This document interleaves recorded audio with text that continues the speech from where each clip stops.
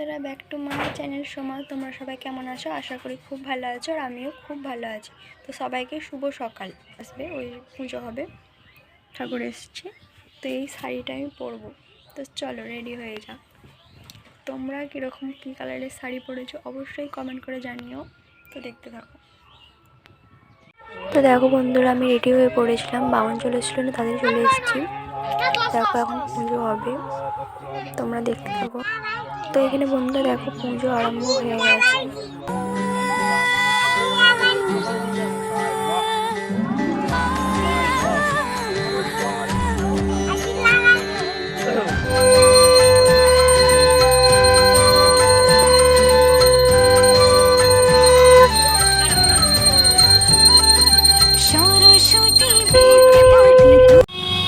তো ওখানে পুজো হয়ে গেছে, আমি আর মা বেরিয়ে পড়েছিলাম মামার বাড়ি যাওয়ার জন্য। ওখানে আসলে বড় করে পুজো হয়, তো সেই জন্য তোমরা সম্পূর্ণ ভিডিওটা দেখতে থাকো।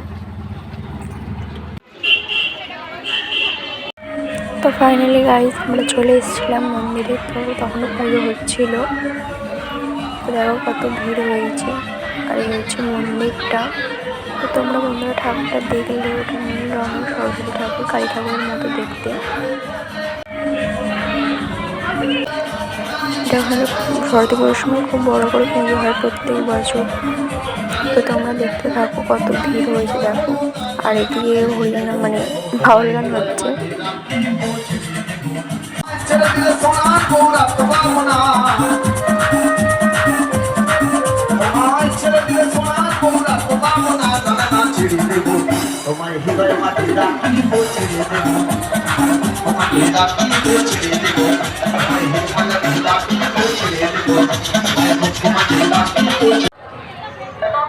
চলো বন্ধুরা, তোমাদের প্রথমে একটু মন্দিরের ভিতরটা দেখিয়ে দিই।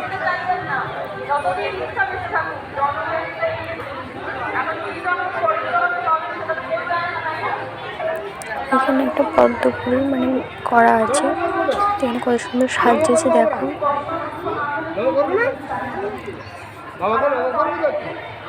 তো তোমাদের কেমন লাগছে অবশ্যই কমেন্ট করে জানিও।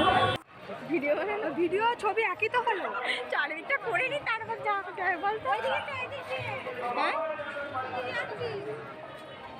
দাঁড়া নাই।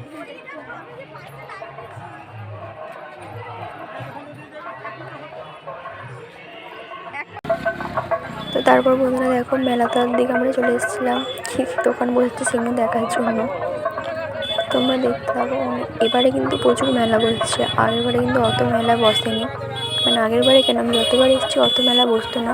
এবারে যেন লোকটাও বেশি হয়েছে, আর মেলাও কিন্তু প্রচুর বসেছে।